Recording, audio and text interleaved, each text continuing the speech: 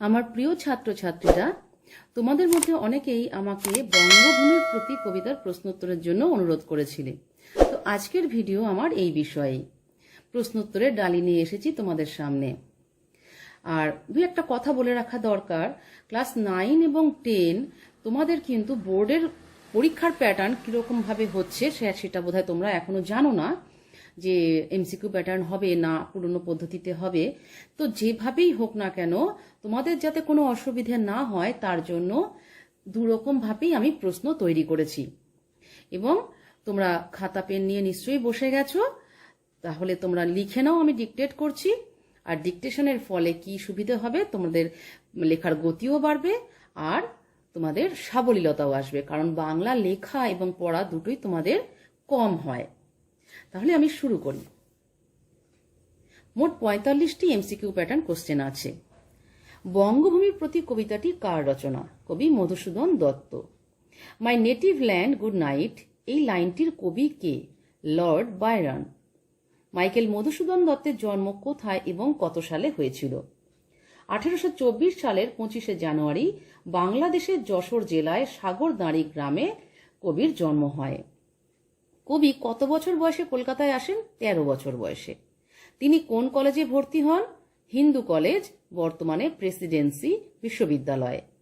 কবি কার প্রিয় ছাত্র হয়ে উঠেছিলেন? কলেজের অধ্যক্ষ D.L. রিচার্ডসনের প্রিয় ছাত্র হয়ে উঠেছিলেন। কবির একটি 14পদী কবিতার নাম লেখো। বঙ্গভাষা। মধুসূদন রচিত একটি নাটকের নাম লেখো। পদ্মাবতী। কবির রচিত একটি প্রহসনের নাম কি? একেই কি বলে সভ্যতা। মধুসূদন রচিত একটি কাব্যের নাম লেখো। কবি পরিচিতিতে 3টি নাম আছে, তোমরা যে কোনো একটি লিখতে পারো। আমি বলবো বীরাঙ্গনা। আচ্ছা, কত খ্রিস্টাব্দে কবির মৃত্যু হয়? 1873 সালের 29শে জুন কবির মৃত্যু হয়। কবির রচিত শ্রেষ্ঠ কাব্য কোনটি? মেঘনাদ বধ কাব্য। কোন মহাকাব্য অবলম্বনে তিনি মেঘনাদ বধ কাব্য রচনা করেন? রামায়ণ মহাকাব্য অবলম্বনে। কবি বাংলা সাহিত্যে কোন বিশেষ ছন্দের প্রবক্তা? অমিত্রাক্ষর ছন্দের প্রবক্তা। রেখো মা দাসেরে মনে, এখানে দাস কে? এখানে দাস কবি মধুসূদন নিজে। কি ধরনের কবিতার জন্য তিনি বিশেষ খ্যাতি অর্জন করেন? 14পদী কবিতার জন্য। পরমাদ কথাটির অর্থ কি? প্রমাদ বা বিপদ। এই কবিতায় প্রবাস বলতে কি বোঝানো হয়েছে? পরবাস বা বিদেশ। কবি কার কাছে মিনতি করছেন? বঙ্গমাতার কাছে। কবি কাকে মধুহীন না করার প্রার্থনা করছেন? কবি বঙ্গমাতার কাছে রক্তিম কোমল পদ্মের মতো হৃদয়কে মধুহীন না করার প্রার্থনা করছেন। মধুসূদন কি মিনতি করছেন? মধুসূদন বঙ্গমাতাকে তাকে মনে রাখতে মিনতি করছেন। কবির কোন ভাষার প্রতি আকর্ষণ ছিল? ইংরেজি ভাষার প্রতি। কবি মধুসূদন কিসে ভয় পান না? মৃত্যুতে ভয় পান না। মধুহীন বলতে কবি কি বুঝিয়েছেন? মধুহীন বলতে কবি মধুসূদনহীন বুঝিয়েছেন। মনক কোকোনদ শব্দের অর্থ কি? মনক কোকোনদ শব্দের অর্থ হল মন রূপ রক্তিম পদ্ম। কবি বঙ্গমাতার কাছে কি বর প্রার্থনা করেছেন? কবি বঙ্গমাতার কাছে অমরত্বের বর প্রার্থনা করেছেন। জীবতারা বলতে কি বুঝিয়েছেন? জীবতারা বলতে জীবন রূপ নক্ষত্র বুঝিয়েছেন। এবার চলে আসি 28 নম্বর প্রশ্নে। দেহ আকাশ কথাটির অর্থ কি? দেহ রূপ আকাশ। জীবন নদে বলতে কবি কি বুঝিয়েছেন? জীবন নদে বলতে কবি জীবন রূপ নদী বুঝিয়েছেন। চিরস্থির কবে নীর কথাটির অর্থ কি? নদীর প্রবাহ কখনো স্থির থাকে না। অমৃত হ্রদে পড়লে কি গলে না? মক্ষিকা বা মাছি। সেই ধন্য নরকুলে। কে ধন্য? যাকে লোকে ভোলে না। নাহি মা ডোরি সমনে বলতে কি বোঝো? তিনি মৃত্যুতে ভয় পান না। অমৃত হ্রদে পড়লে কি হয়? অমর হয়। মনের মন্দিরে বলতে কি বোঝো? মন রূপ মন্দিরকে বোঝানো হয়েছে। কহ গো শ্যামা জন্মদে কাকে বোঝানো হয়েছে? শস্য শ্যামলা বঙ্গভূমি বা বঙ্গমাতাকে বোঝানো হয়েছে। বর দেহ দাসে সুবরদে। সুবরদে বলতে কাকে বোঝানো হয়েছে? এখানেও বঙ্গমাতাকে সুবরদে বোঝানো হয়েছে। মানসে মা যথা ফলে, মানসে বলতে কি বোঝো? এখানে মানসে অর্থাৎ মানস সরোবরের কথা বলা হয়েছে। কি বসন্তে কি শরদে, কথাটির অর্থ কি? কথাটির অর্থ সর্ব ঋতুতে বা সকল ঋতুতে। ফুটি যেন স্মৃতি জলে, কথাটির অর্থ কি? ফুটি যেন স্মৃতি জলে কথাটির অর্থ হলো স্মরণে থাকা। যাচি বোঝে তব কাছে, কবি কি চেয়েছেন? কবি চিরস্মরণীয় হয়ে থাকতে চেয়েছেন। প্রবাসে দৈবের বসে বলতে কবি কি বুঝিয়েছেন? প্রবাসে বা বিদেশে দৈব দুর্বিপাকের কথা বুঝিয়েছেন। সাধিতে মনের স্বাদ, কবির মনের স্বাদ কি ছিল? ইংরেজি সাহিত্যে অমর হতে চেয়েছিলেন। মধুময় কথাটির অর্থ কি? মধুময় কথাটির অর্থ মধুতে পূর্ণ। কবির ইংরেজি ভাষায় রচিত একটি উল্লেখযোগ্য রচনার নাম লেখো। The captive lady. তাহলে এই রইল 45টি এমসিকিউ প্যাটার্ন প্রশ্ন। এবার চলে আসছি সেট কোশ্চেনে। আমি প্রশ্নের উত্তর শুরু করছি, তার আগে একটু কথা বলে নেই। এখানে যেমন আমি একটা প্রশ্ন করেছি, রেখো মা দাসেরে মনে এ মিনতি করি পদে। এটার এগেনস্টে 4টে প্রশ্ন আছে, কিন্তু এই একটা লাইন তুলে কিন্তু এরকম প্রশ্ন হতে পারে, কবি এখানে কাকে মা বলে সম্বোধন করছেন? কবি এই মায়ের কাছে কি প্রার্থনা করছেন বা কি মিনতি করছেন? তাহলে এখানে এই টোটালটা এই দুটো প্রশ্ন নিয়ে 3 নম্বরের প্রশ্ন হতে পারে। তোমরা একই লাইনে কিন্তু এরকম অনেক রকম ভাবে প্রশ্ন পাবে, কিন্তু তোমাদেরকে খেয়াল রাখতে হবে যে প্রশ্নটা কিভাবে করা হচ্ছে। প্রশ্ন দেখেই, লাইন দেখেই কিন্তু প্রশ্নের উত্তর লিখতে চলে যাবে না। লাইন দেখো, প্রশ্ন দেখো, ভাবো, তারপর লেখা শুরু করো। শুধু কিওয়ার্ডগুলোকে ফলো করবে, কিওয়ার্ডকে সুন্দরভাবে উপস্থাপন করবে এবং আন্ডারলাইন করবে। তাহলে আমি পড়ছি, রেখো মা দাসেরে মনে এ মিনতি করি পদে। কোন কবিতার উদ্ধৃতি? কবি কে? এই প্রশ্নটি, প্রশ্নটি আমি প্রত্যেকটা প্রশ্নের প্রথমেই রেখেছি। আমি শুধু একবার বলে দিচ্ছি, আর কিন্তু রিপিট করব না। কোন কবিতার উদ্ধৃতি? কবি কে? কবি মাইকেল মধুসূদন দত্তের লেখা বঙ্গভূমির প্রতি কবিতার অংশবিশেষ। কবি এখানে কাকে মা বলে সম্বোধন করছেন? কবি এখানে তার মাতৃভূমি বঙ্গদেশকে মা বলে সম্বোধন করছেন। মা এবং মাতৃভূমি উভয়েই একান্ত প্রিয় এবং সম্মানীয়। উভয়েরই স্নেহ মায়া মমতায় মানুষ আবৃত থেকে বেঁচে থাকে। দেশ ও মাতৃকা তাই জননী স্বরূপা। কবি এই মায়ের কাছে কি প্রার্থনা করছেন বা আসতে পারে কি মিনতি করছেন? কবি তাঁর দেশমাতৃকার চরণে প্রার্থনা করছেন যে তিনি তার মনের ইচ্ছা পূরণ করতে বিদেশে যাচ্ছেন। এই বিচ্ছেদ বেদনায় তিনি কাতর। কিন্তু যে কারণে তিনি বিদেশ যাচ্ছেন সেখানে যদি বিফলতা আসে, যদি তিনি চিরকালের মতো হারিয়ে যান, বঙ্গজননী যেন তাকে ভুলে না যান। দেশবাসীর মনে যেন মায়ের আশীর্বাদে তার নামটি স্মরণীয় হয়ে থাকে। দেখো 4 নম্বর প্রশ্ন হচ্ছে, এ মিনতির প্রেক্ষাপট কি? প্রেক্ষাপট অর্থাৎ পার্সপেক্টিভ। পার্সপেক্টিভ, এই যে পার্সপেক্টিভ মানে পটভূমি, মানে কবি কেন লিখেছিলেন, এই কবিতাটা লেখার উদ্দেশ্য কি, কি ছিল এর পেছনের কারণ? খুব মন দিয়ে উত্তরটা শুনে নাও। কবি মধুসূদন দত্ত 1862 খ্রিস্টাব্দে 9ই জুন ব্যারিস্টারি পড়ার জন্য বিলেত যাত্রা করেন। বঙ্গভূমির প্রতি কবিতাটি তাঁর যাত্রার দিন 5 আগে লেখা। বন্ধুবর রাজশেখর বসুকে একটি চিঠির সাথে এই কবিতাটি দিয়েছিলেন। সেখানে তিনি ব্যারিস্টারি পাশ করে অর্থের আনুকূল্য পাবেন এবং ইংরাজি ভাষায় কবিতা রচনা করে কবি খ্যাতি লাভ করবেন, এই আশা তিনি মনের মধ্যে পোষণ করতেন। কিন্তু যদি ব্যর্থ হন, যদি চিরকালের মতো হারিয়ে যান, সেই ভীতির ফলে ব্যাকুল হয়ে বঙ্গমাতার কাছে মিনতি জানিয়েছেন তিনি যেন দেশ মায়ের রাঙা পদ্মের মতো কোমল হৃদয় থেকে হারিয়ে না যান। এই হচ্ছে প্রেক্ষাপট। চলে আসছি 2 নাম্বার প্রশ্নে। সাধিতে মনের স্বাদ, ঘটে যদি পরমাদ, মধুহীন করোনা গো তব মনঃ কোকনদে। উদ্ধৃত চরণগুলি কার লেখা, কোন কবিতার অন্তর্গত? আমি রিপিট করছি না। খ নাম্বারে চলে আসছি, কবির মনের স্বাদ কি? কবি ইংরেজি ভাষায় অসাধারণ দক্ষতার দরুন ইংরেজিতে সাহিত্য সৃষ্টিতে মনোনিবেশ করতে চান। তাঁর মনের স্বাদ ছিল তিনি কবি মিল্টন এবং শেক্সপিয়ারের মতো মহাকবি হবেন। মাতৃভাষা বাংলার সম্পদকে তিনি তখনও উপলব্ধি করতে পারেননি। তাছাড়া ব্যারিস্টারি পাশ করে অর্থের আনুকূল্যও তিনি পাবেন। তাঁর এই মনের স্বাদ পূরণের জন্য তিনি উক্তিটি করেছেন। মধুহীন করুণাগো কবি কার কাছে এই প্রার্থনা করেছেন এবং কেন? এই যে মধুহীন করুণাগো তব মনঃ কোকোনদে, এই একটা লাইন তুলেও কিন্তু এই প্রশ্নটা আসতে পারে। মধুহীন করুণাগো কবি কার কাছে এই প্রার্থনা করছেন এবং কেন? কবি তাঁর দেশজননীর কাছে গভীরভাবে প্রার্থনা করছেন, যদি তিনি বিদেশে সাহিত্য রচনা করে মহাকবি হতে ব্যর্থ হন এবং যদি তিনি আর দেশমায়ের কাছে ফিরতে না পারেন, তবুও যেন বঙ্গমাতা তাঁর রাঙা পদ্মের মতো কোমল হৃদয়ে মধুকবির নামটি অমর করে রাখেন। এখানে কবি মধু অর্থাৎ মধুসূদন এবং কোকোনদ অর্থাৎ রক্তিম পদ্মকে বুঝিয়েছেন। আর এই যে কবি মনঃ কোকোনদ বলতে কি বুঝিয়েছেন? মনঃ কোকোনদ বলতে বঙ্গমাতার রাঙা পদ্মের মতো কোমল হৃদয়কে বুঝিয়েছেন।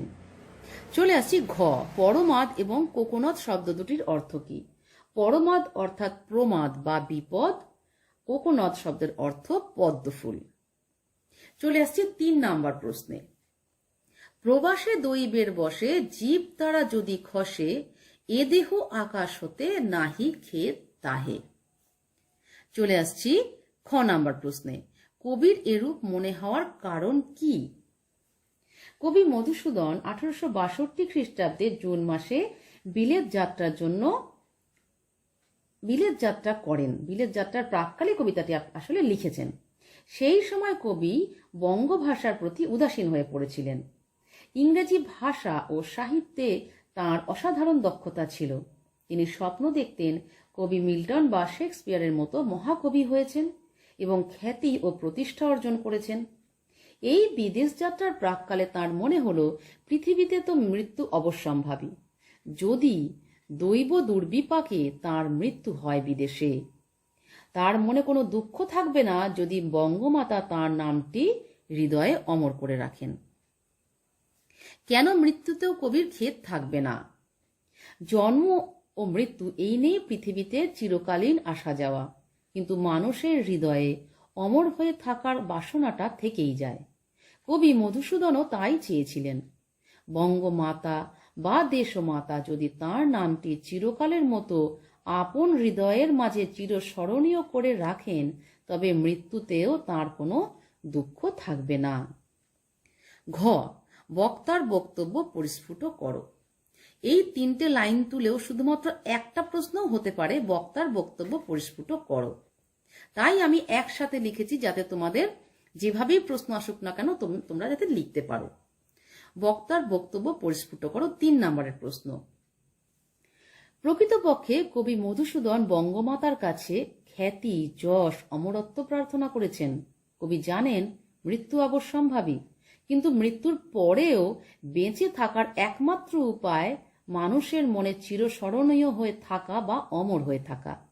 তাই তিনি বলছেন, প্রবাসে মৃত্যু হলেও বঙ্গমাতা যদি কবিকে মনে রাখেন, তবে জাতির হৃদয়েও তিনি চিরস্মরণীয় হয়ে থাকবেন।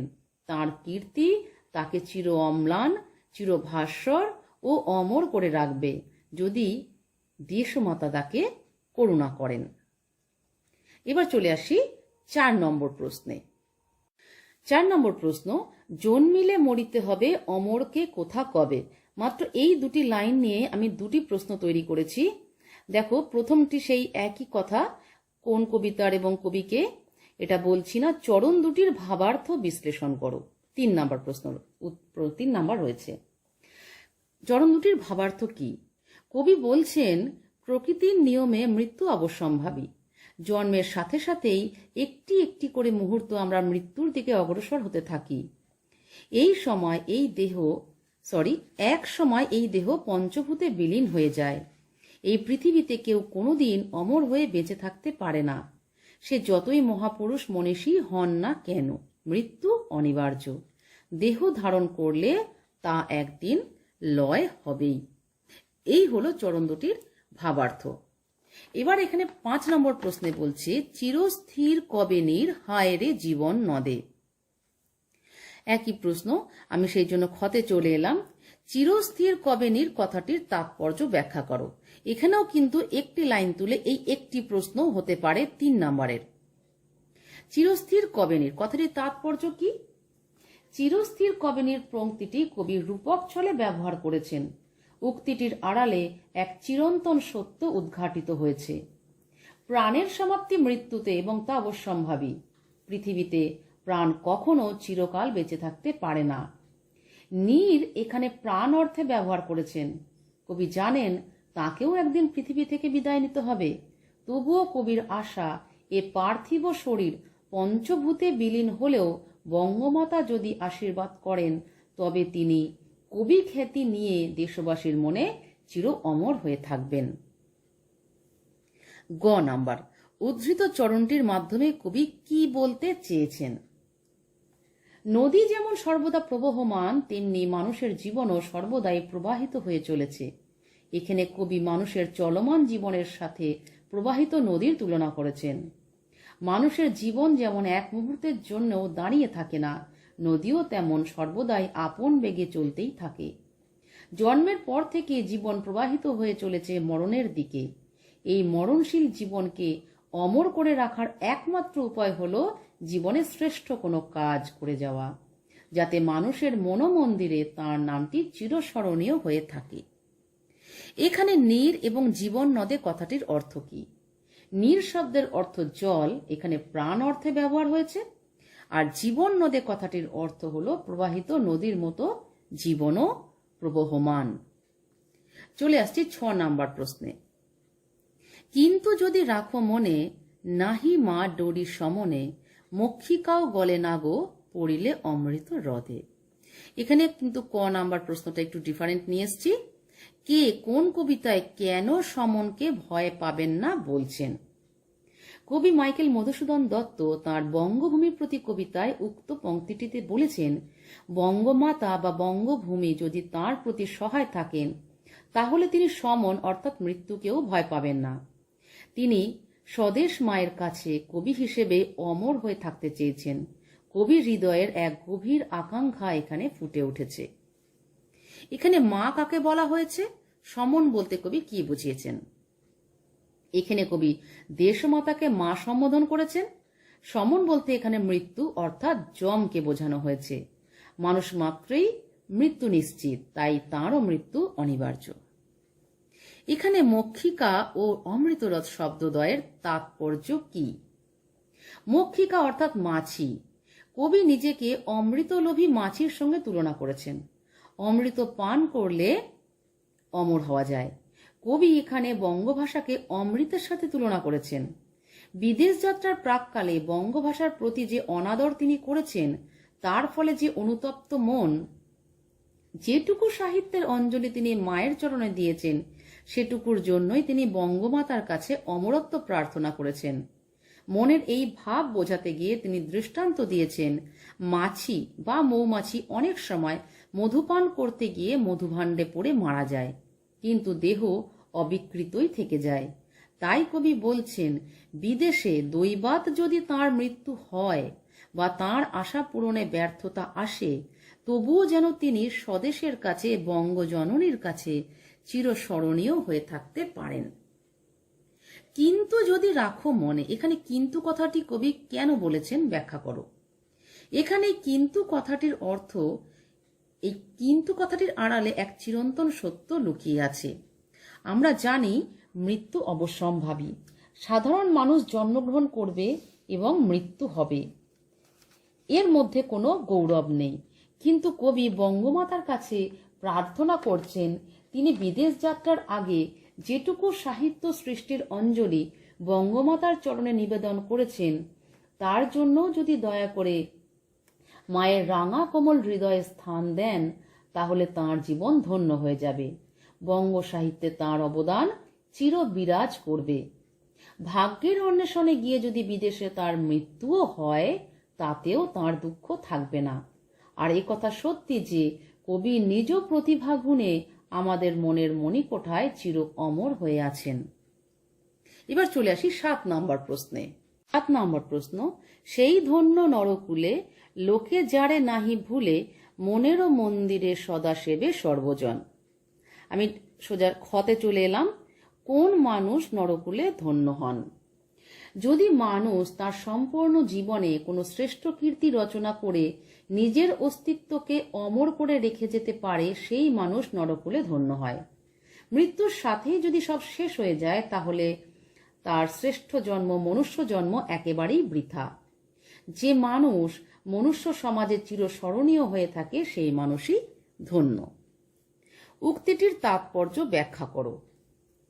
কবি মধুসূদন বঙ্গভূমির প্রতি কবিতায় বিদেশ যাত্রার প্রাককালে বঙ্গমাতার কাছে মিনতি করছেন যে যশ খ্যাতি প্রাপ্তির আশায় তিনি যাচ্ছেন ঠিক, কিন্তু মাতৃস্বরূপা বাংলা মা যেন তাঁকে ভুলে না যান। মৃত্যু অনিবার্য, কিন্তু তিনি যদি চিরতরে সকলের মন থেকে হারিয়ে যান, তাহলে তাঁর জন্ম বৃথা। যে মানুষ জীবনে শ্রেষ্ঠ কোনো কীর্তি রচনা করে সকলের হৃদয়ে স্থান করে নিতে পারেন, সেই মানুষই নরকুলে ধন্য।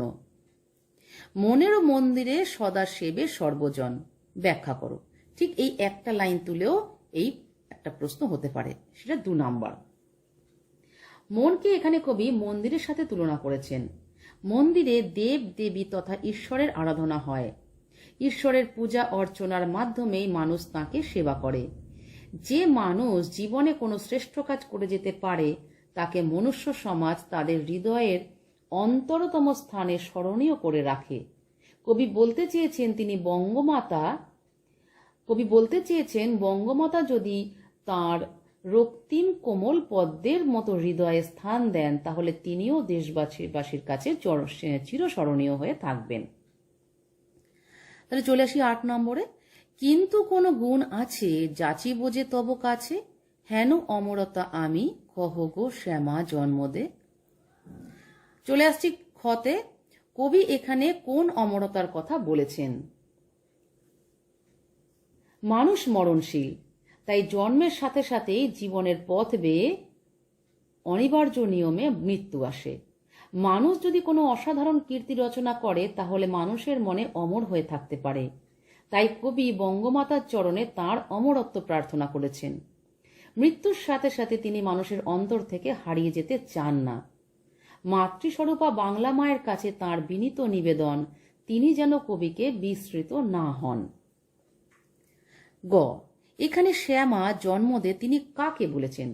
এখানে শ্যামা অর্থাৎ শস্য শ্যামলা জন্মভূমিকে বঙ্গমাতাকে বলেছেন। জন্মদে কথার অর্থ হলো জন্মদাত্রী। এখানেও তিনি বঙ্গভূমিকে জন্মদাত্রী বলেছেন। কবির কিরূপ মনোভাবের প্রকাশ এখানে পাওয়া যায়? কবি বিদেশ যাত্রা করছেন। কবির হৃদয় দেশ বিয়োগের ব্যথায় ভারাক্রান্ত। তিনি মাতৃভাষার মূল্য উপলব্ধি করতে পারেননি।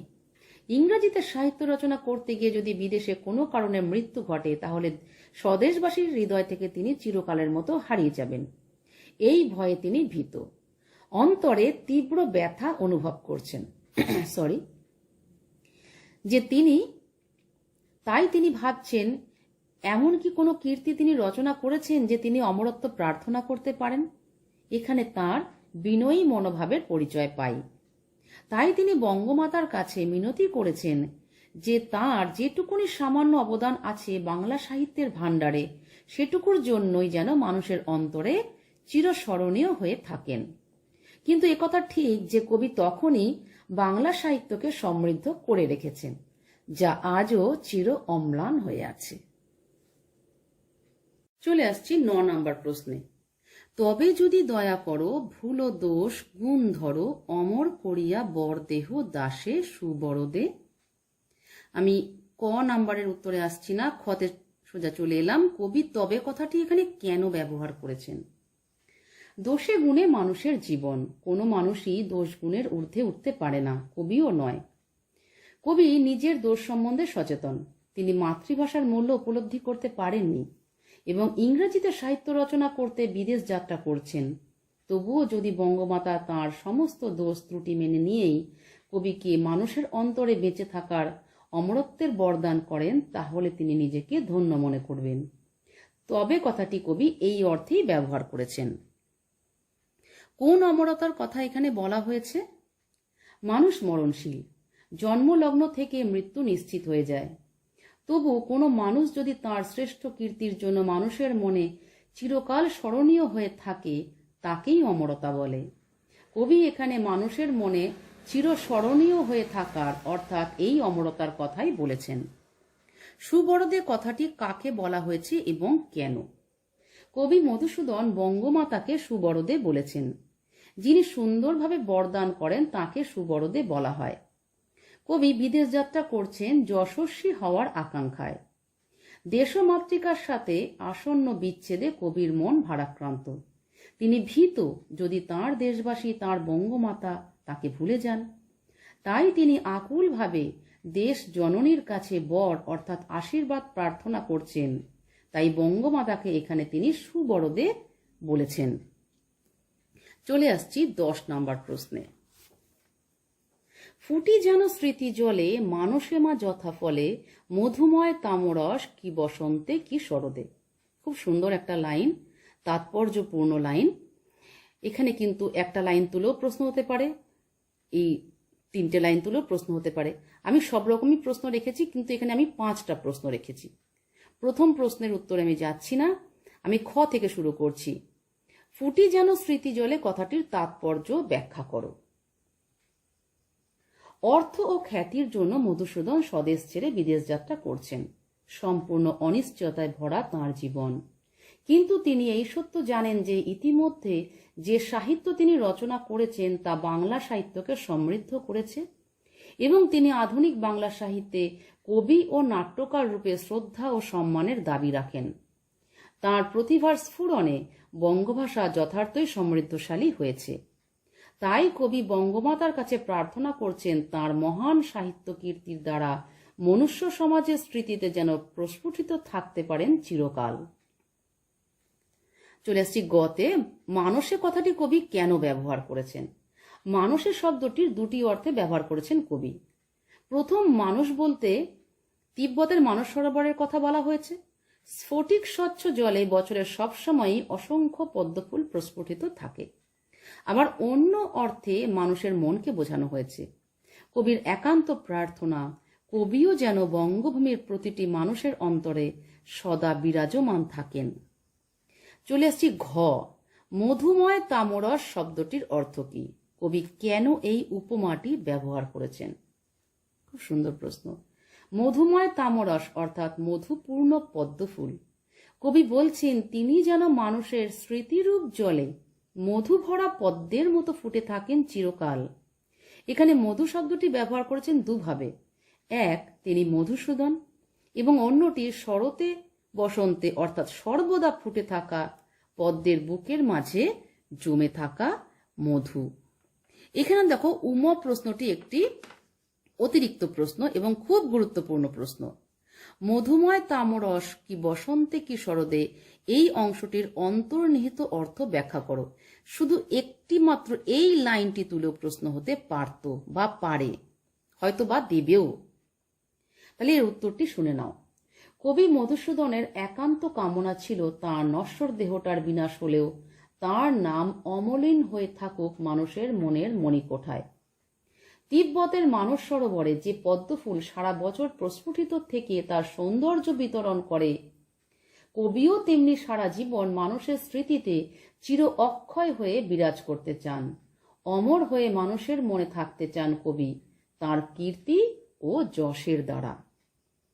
তাহলে এটা হলো। এবার চলে আসি শেষ প্রশ্ন। এবার এটাও একটু ডিফারেন্ট কোশ্চেন। দেখো, অমরকে কোথা কবে আর অমর করিয়া বরদেহ দাসে সুবরদে, দুটি সম্পূর্ণ ভিন্ন জায়গা থেকে দুটি ভিন্ন লাইন একসাথে করে প্রশ্নটা আমি করেছি। কারণ অমর কথাটি কবিতায় কবি দু জায়গায় দুভাবে ব্যবহার করেছেন, দুটোর মানে কিন্তু আলাদা। তাই প্রশ্নটাও এসেছে অন্যভাবে। কবির এরূপ বিপরীত ধর্মী মনোভাবের কারণ বিশ্লেষণ করো। 3 নম্বরের প্রশ্ন, খুব মন দিয়ে শোনো। আলোচ্য কবিতায় কবি মধুসূদন অমর কথাটি 2টি অর্থে ব্যবহার করেছেন। অমরকে কোথা কবে বলতে কবি জগতের সব মানুষের মৃত্যুর কথা বলেছেন। জন্ম মাত্রই মৃত্যু নিশ্চিত, আর মৃত্যু মানেই দেহ পঞ্চভূতে বিলীন হয়ে যায়। কিছুমাত্র অস্তিত্ব থাকে না। নেক্সট স্ট্যান্ডায় চলে আসবে, অমর করিয়া বরদেহ দাসে সুবরদে। এখানে অমর কথাটি মৃত্যুহীন অর্থে ব্যবহৃত হয়েছে। এমন কিছু মানুষ আছেন যারা তাদের শ্রেষ্ঠ কর্ম ও সুকীর্তির জন্য মানুষের মনের মণিকোঠায় চিরভাস্বর হয়ে থাকেন। তাদের মহান কীর্তি তাদের অমর করে রেখেছে। তাই কবিও তার মৃত্যুর পর সুকর্মের সুকীর্তির মাধ্যমে জনমানসে বেঁচে থাকার ইচ্ছে প্রকাশ করেছেন। তাহলে আমার 11টা প্রশ্ন সম্পূর্ণ হলো। আমার মনে হয় আমি তোমাদের ঠিকঠাকভাবে ব্যাখ্যা করতে পেরেছি। তবুও আমি বরাবর যেটা বলে থাকি, যদি কোথাও কোনো অসুবিধে হয়, এমনকি কোনো বানানেও যদি সমস্যা হয়, আমাকে জানাও, আমি সাথে সাথে উত্তর দেওয়ার চেষ্টা করব। তাহলে আজকের ভিডিও আমার এ পর্যন্তই। তোমরা ভালো থেকো।